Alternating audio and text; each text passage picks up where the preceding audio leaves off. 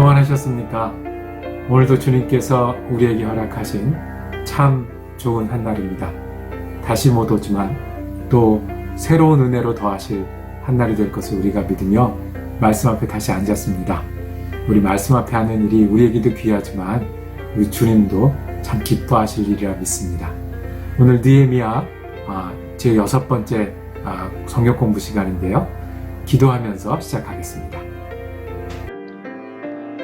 사랑과 은혜가 많으신 아버지 하나님 감사합니다.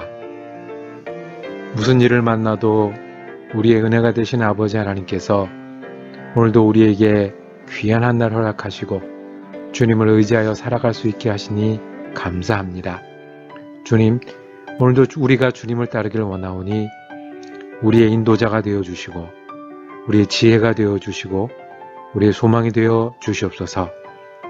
무슨 일을 만나든 주님 앞에 겸손하게 하시고 특별히 우리가 어려운 일을 만나고 힘든 순간을 맞이할수록 주님이 곁에 계심을 느끼고 힘을 얻을 수 있는 한 날 되게 하여 주옵소서. 오늘도 우리가 말씀 가운데 살며 은혜 나누기를 원합니다. 우리 가슴 속에 흘러넘치는 말씀으로 말미암아 다른 분들에게 미소를 전해드리고 은혜를 나누며 귀한 시간을 나눌 수 있는 한 날 되게 하여 주옵소서. 감사드리며 우리 주 예수 그리스도 이름으로 기도드립니다. 아멘. 오늘 우리가 함께 묵상하실 하나님의 말씀은 구약 성경 느헤미야 7장입니다. 그 중에 7장 4절과 5절 말씀을 새 번역 성경으로 받들어 읽겠습니다. 성읍은 크고 넓으나 인구가 얼마 안 되고 제대로 지은 집도 얼마 없었다. 귀족들과 관리들과 일반 백성을 모아서 가족별로 등록시키도록 나의 하나님이 나의 마음을 감동시키셨다. 마침 나는 1차로 돌아온 사람들의 가족별 등록부를 찾았는데 거기에는 다음과 같이 적혀 있었다. 아멘. 우리가 느헤미야 말씀을 살펴보고 있는데요. 오늘이 그 6번째 시간입니다. 믿음과 공동체를 세우는 9가지 원칙. 지난 5번까지 원칙이 어떤 것이었습니까? 첫 번째로 기도하기, 그리고 두 번째로 계획하고 시작하기, 시작했으면 함께 일하기, 그 다음엔 중사였더라. 옆에서 손잡고 함께 일하는 것이었고요. 네 번째는 어려움이 있을 수 있는데 그때도 일하면서 어려움과 싸우면서 일하면서. 5번째 지난주 원칙은 공감하기였습니다. 우리가 같이 일하면서 우리 그 형제들과 교회 안에서 이웃들과 서로의 마음을 헤아리는 그런 원리가 느헤미야를 통해서 우리에게 가르쳐 주시는 믿음과 공동체를 위한 원리였습니다. 오늘은 6번째 시간입니다. 느헤미야 6장과 7장 부분을 살펴보도록 하겠습니다. 느헤미야 6장과 7장에는 느헤미야가 어떤 사람인지, 이스라엘 전체가 어떤 역사를 이룬 것도 중요하지만 느헤미야가 어떤 지도자인지를 참 정확하게 보여주는 장면이 있습니다. 성전 공사는 완공이 됐습니다. 그렇게 힘들게 성전 공사를 했는데 완공이 됐습니다. 16절 말씀입니다. 15절 말씀입니다. 성벽 공사는 52일 만인 엘룰월 25일에 끝났다. 언제 끝날지 모르고 언제 무슨 일이 생길지도 모르고 그렇게 힘들게 했던 그 일이 이렇게 빨리 끝났습니다. 지나고 나면 은혜라는 얘기가 있죠. 이 느헤미야가 그랬을 겁니다. 그러면 여러분 성벽 공사가 이루어졌어요. 수십 년 동안 하지 못하고 앉아있던 사람들을 일으켜 세워서 하나님의 뜻대로 성벽 공사가 끝났습니다. 그리고 많은 어려움을 겪었고 두려워하도록 위협했던 사람들에게 보란듯이 성을 세웠습니다. 그 다음에 느헤미야는 무엇을 했을까요? 아니, 우리가 느헤미야라고 하면 무슨 일을 했을까요?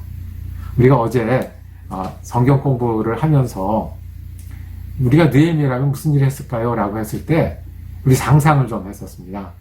첫 번째는 이 성벽 끝났으니까 셀러브레이션, 우리 축하 잔치를 하고 감사 예배도 드렸을 것 같다. 그런 얘기도 했을 거고요.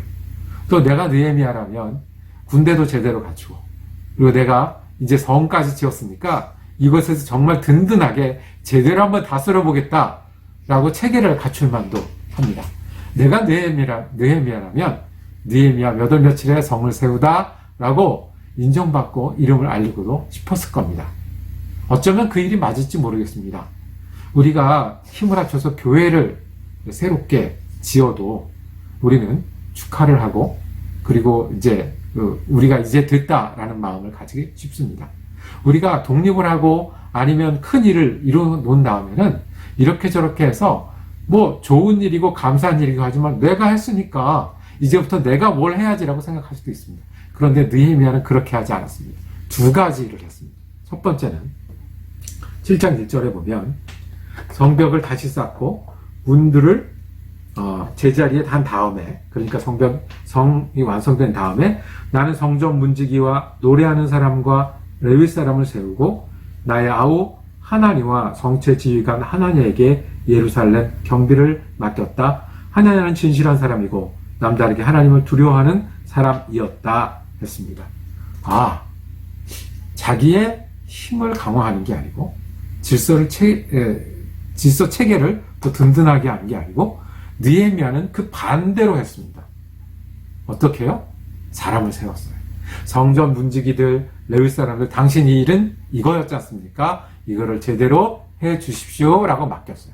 또 한편으로는 백성들의 지도자를 세웠어요. 제대로 할 만한 사람. 나의 아우 하나냐, 그리고 예루살렘 경비를 맡았던 나의 아우 하나니, 예루살렘 경비를 맡았던 하나냐.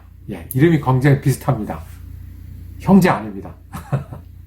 예, 이 두 사람을 찾아서 맡겼어요. 그 이유는 뭐냐면 이 사람이 능력이 있다고 얘기하지 않고요.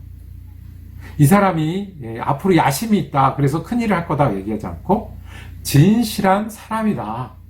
사람들에게 인정받을 만한 사람이다. 그리고 두 번째는 하나님을 두려워한 사람이다. 즉, 이 백성들을 위해서 가장 필요한 지도력을 세우는 일을 했어요. 우리 같으면 내가 지도의 중심이 돼서 일을 만들 텐데 다른 사람들에게 나눠주는 일을 하기 시작했습니다. 어떻게 이런 일이 일어났을까요? 그 다음에 했던 일이 있습니다. 그 다음에 오늘 읽었던 말씀, 예루살렘을 살피기 시작했어요. 그랬더니 성읍은 크고 넓으나 인구가 얼마 안 되고 제대로 지은 집도 얼마 없었다. 귀족들과 관리들과 일반 백성들을 모아서 가족별로 등록시키도록 나의 하나님이 나의 마음을 감동시키셨다. 그래서 나는 1차로 돌아온 사람들의 가족별 등록부를 찾았는데 거기에는 다음과 같이 적혀 있다 그랬습니다. 자, 무슨 일을 했다고요?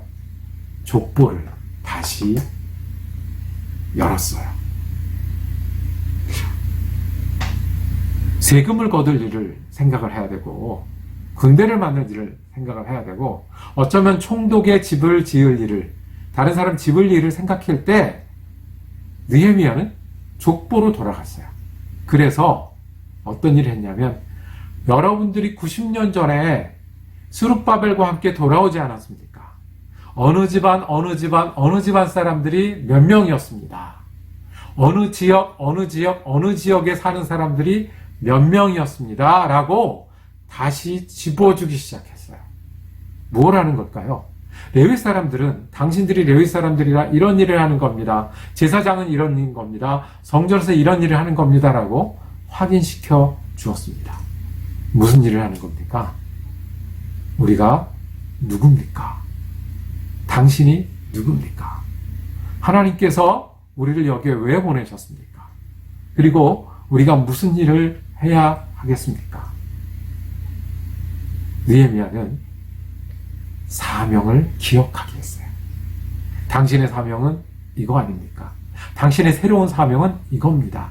예루살렘에 성이 생겼으니까 이제는 이런 일들을 이렇게 나누어서 해야 합니다. 그것이 당신이고, 그것이 당신 집안이고, 그것이 당신 고장이고, 그것이 당신의 하나님 앞에서 해야 될 일입니다. 라고 사명을 일깨워 주었습니다.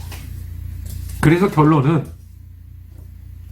오늘 결론은 마지막 절 73절에 가면 이렇게 되어 있습니다.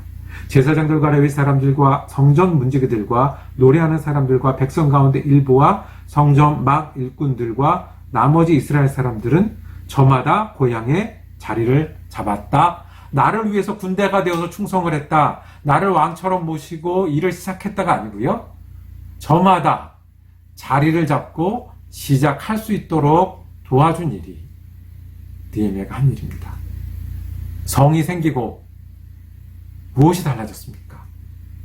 느헤미야는 많은 사람들에게 사명을 기억나게 했습니다.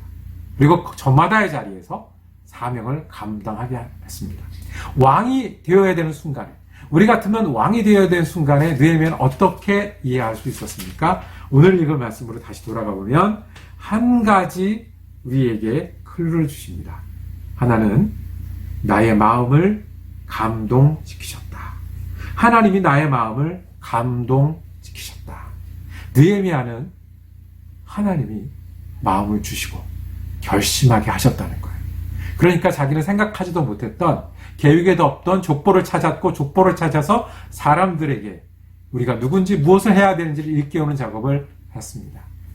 여러분, 느헤미야를 돌아보기를 바랍니다. 느헤미야는 어떤 어려움이 있어도, 어떤 상황을 만나도 주님 보십시오 하는 마음으로 살았어요. 느헤미야는 하나님이 주신 감동을 가지고 일을 했어요.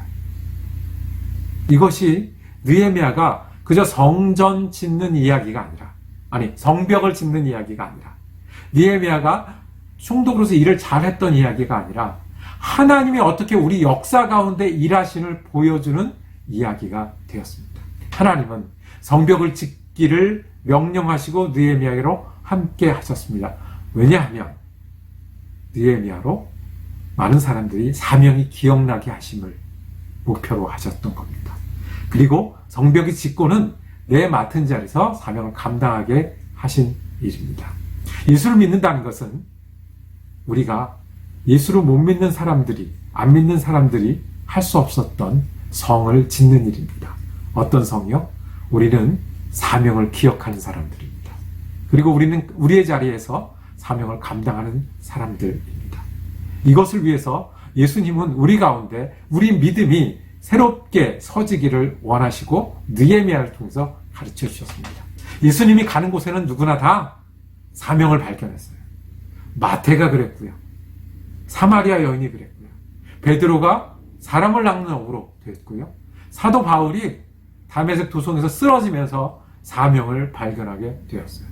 그리고 예수님이 믿는 사람들에게 남겨주고 가신 것은 사명을 가지고 사는 일이었습니다. 예수님이 지나간 자리에는 새롭게 사는 일이 시작됐는데, 하나님이 내게 어떻게 사는지를 말씀해 주셨던 것처럼, 무엇을 해야 되는 것을 말씀해 주신 것처럼 각자의 자리에서 살게 하셨습니다.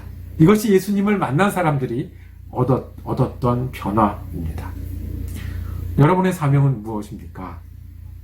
우리가 믿음에 가까이 갈수록 우리의 사명은 분명해지고 우리의 사명을 감당할 수 있도록 주님은 인도하십니다. 우리가 교회로 모이는데요. 우리가 공동체로 모이는데요. 공동체로 모으신 목적은 무엇일까요? 우리가 서로 때문에 사명이 기억나는 사람이어야 되고요. 나 때문에 다른 분들이 사명을 발견하고 일하는 사람, 그리고 우리가 다른 분들로 인해서 사명을 발견하고 일하는 곳이 하나님이 원하시는 공동체입니다. 그렇게 되면 과거에 어려움을 겪었던 것들은 사명이 되고요. 과거에 훈련시킨 것들은 사명이 됩니다.